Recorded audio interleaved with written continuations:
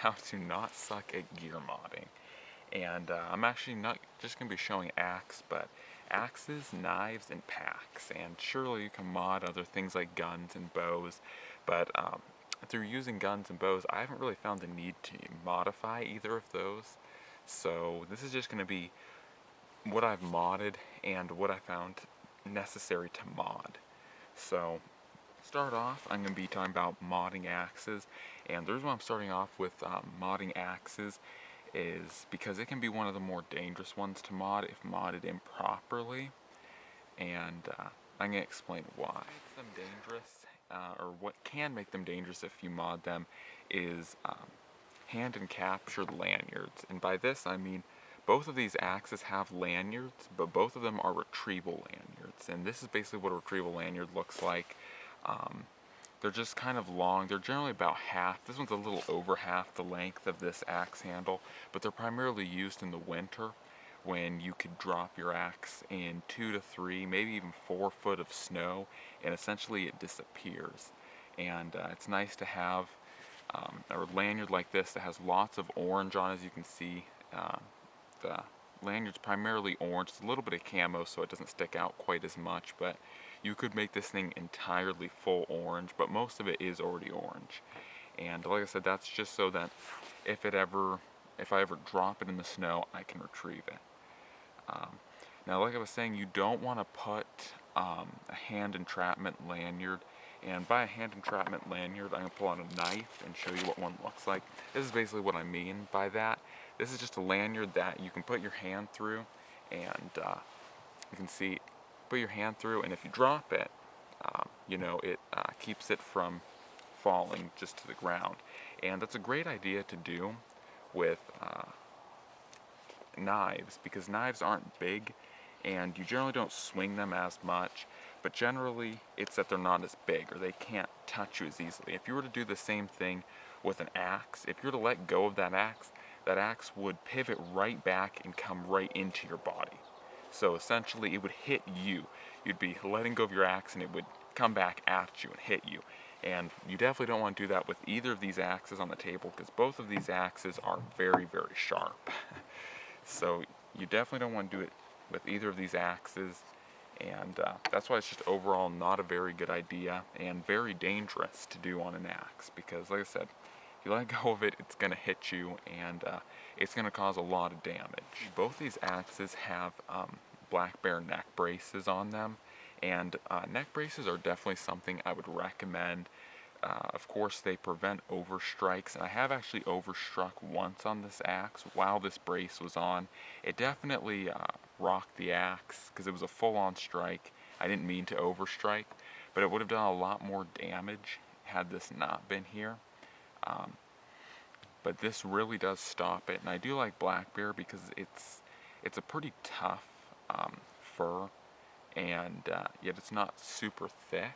This stuff's about anywhere from about 1/10 of an inch to less, and it's still very tough, and you can see still looks very well even though it's been through a strike on it, and it struck right about here. You couldn't even really tell. I like to leave the fur on, and I do that for several reasons, but one, it's a lot more comfortable.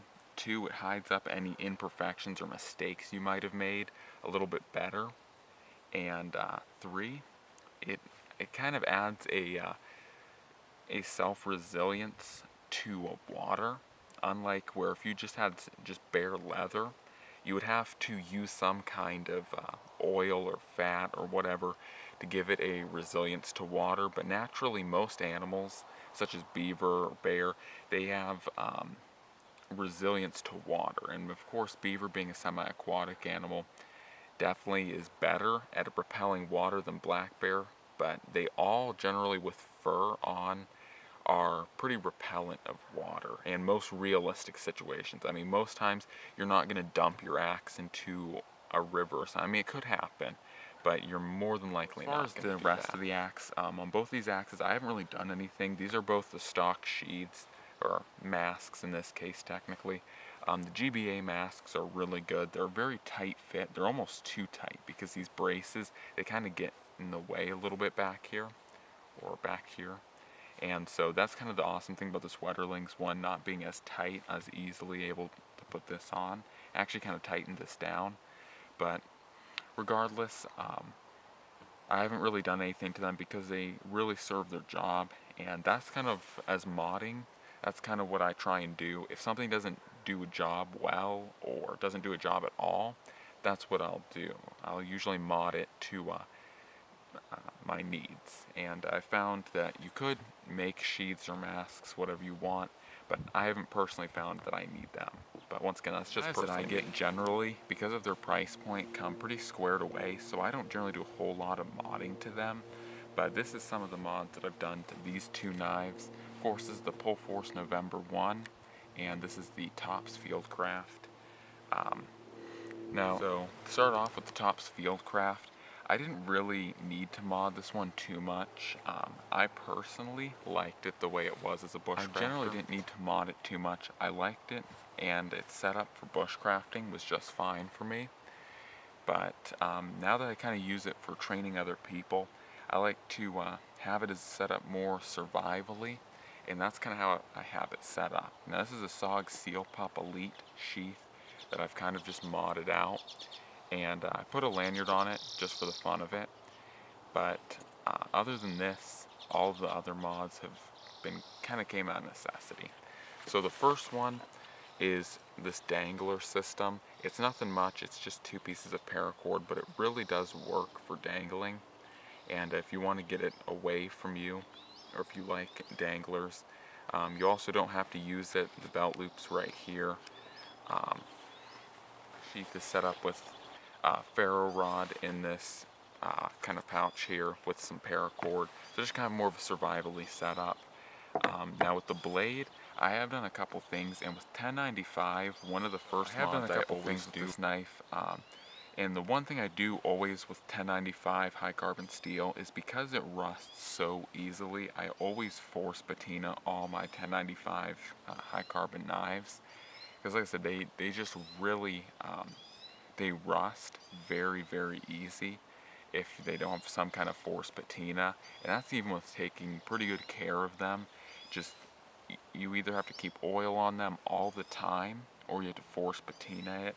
And personally, I don't mind the looks of a force patina, and I like that it kind of prevents the knife from rusting up too fast.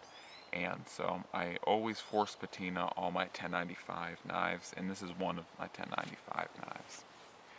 So also, I just, like I was showing earlier, I put a hand encatchment lanyard on it, and I wasn't a big fan of these kinds of lanyards at first, but I do like them now, and they certainly do, like I said, serve a purpose if you ever drop your knife.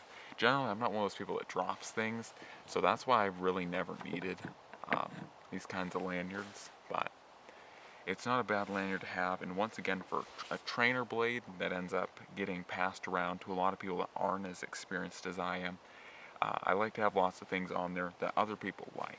One of the blades that I do use a lot, and kind of set up how I like the Bear Kydex sheath, and it doesn't have stock any way of carrying a ferro rod. So I just took, what is this, shot cord, and put some shot cord on here, and kind of used that to integrate a ferro rod. This is the Exotac Nano Striker XL, of course, and that was a really helpful mod because this is a really great ferro rod and a really great knife, so I wanted these two to be a pair. So that was one of the mods I made to it so I could carry that, and of course I just put a custom lanyard on it for helping me pull it out easier, and for style. And of course I did make this also a neck knife, so I put paracord through some of these eyelets, and made it so I could carry it on my neck. That's basically all the mods I did to it. Once again, I don't really mod these knives heavily. This one is Nylock steel, so it's a lot like D2 in its performance. So it doesn't rust really, really easy. It does rust kind of easy, but not really, really easy. So I haven't found any needs to force patina the blade. To backpacks.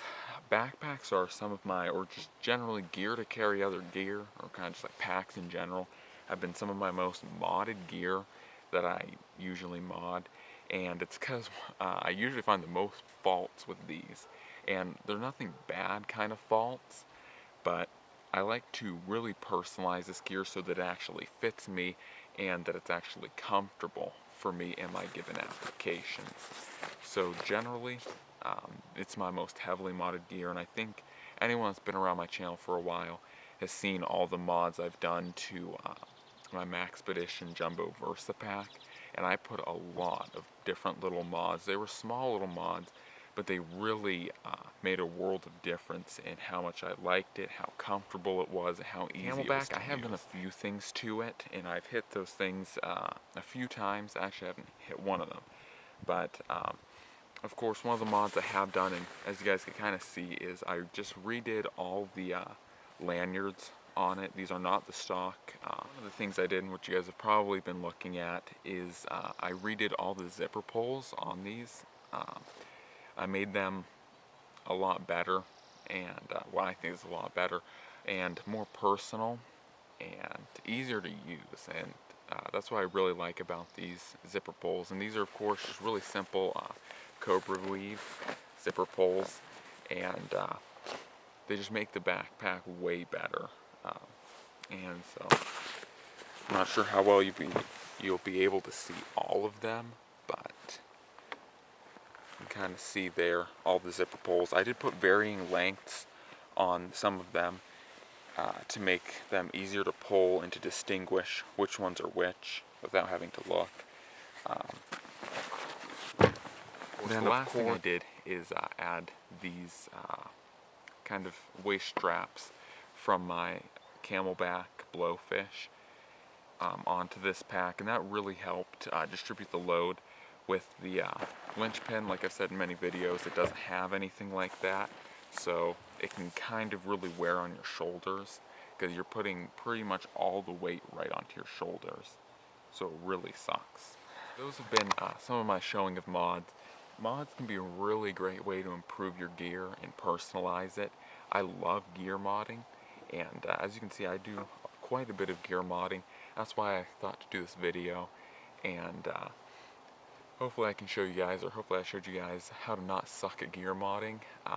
It's really fun to do, and like I said, the result can be really great. As you can see with all these things, they're very personalized and yet still very practical and really helpful. So anyways guys, I'm out.